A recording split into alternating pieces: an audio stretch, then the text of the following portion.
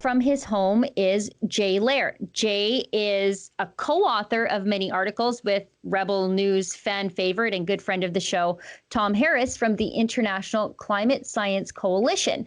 And I wanted to have Jay on the show today to talk about, I guess, the intersection of socialism and climate change and how climate change is the vehicle for socialism.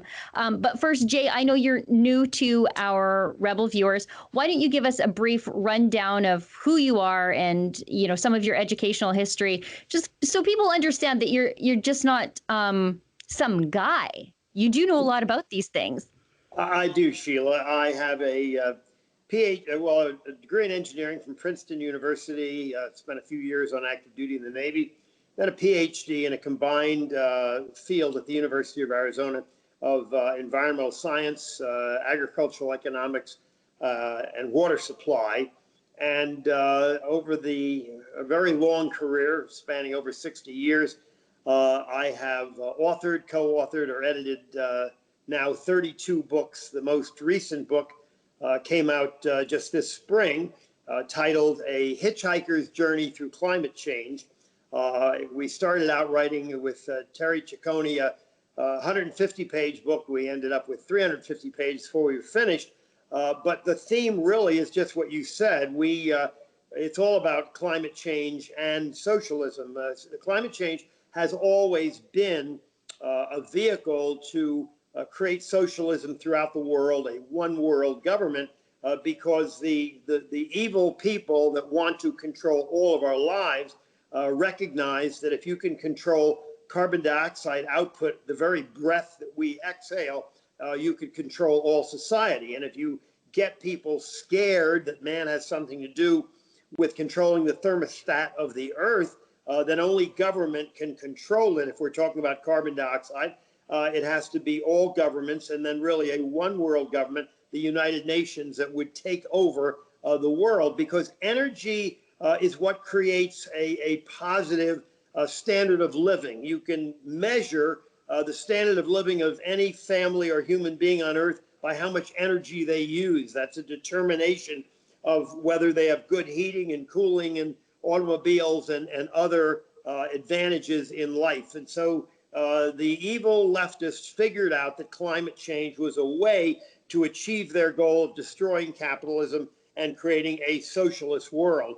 And for the last, again, a 60-year career, I have been writing and lecturing around the world, actually, on this issue and all energy issues. And for the last 3 years, I've been working with Tom Harris at the International Climate Science Coalition, and also with a group called cfact.org in Washington, and America Out Loud. I write an article each week for 3 different websites: America Out Loud, Tom's website, and Committee for Advanced Tomorrow, cfact.org.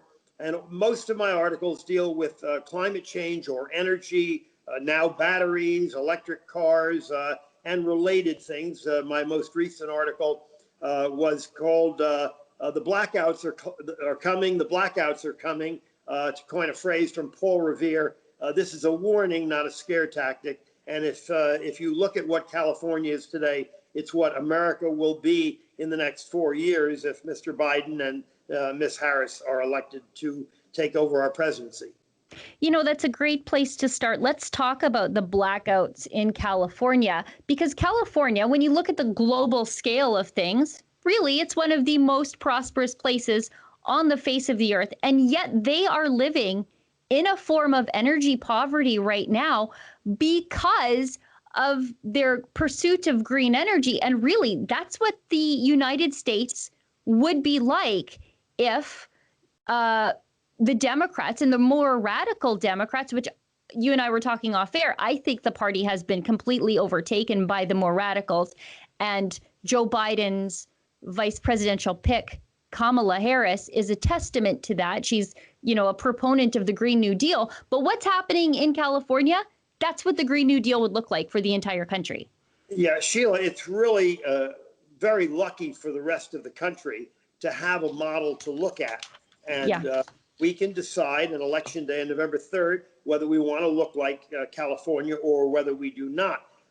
California has created energy poverty. They have, in the last 7 or 8 years, they have closed all but one coal-fired plant in the state. 3 of them they turned into using wood pellets to burn.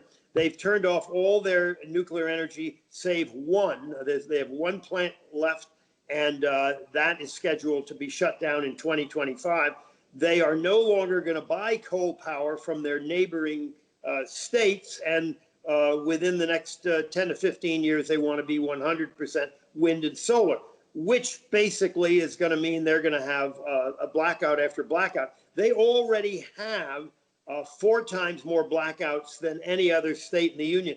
From 2008 to 2017, they had over 4,000 blackouts, and now they're having them virtually every week. It's sheer insanity, and Ms. Harris is going along with it. I'm not sure when she was a prosecutor for the state that she was quite as radical as she is now, but she's bought into the Green New Deal of these crazy people in our Congress, and they really want to bring the country to its knees, whether they know it or not. But again, the primary purpose is the defeat of capitalism and the institution of socialism in the United States.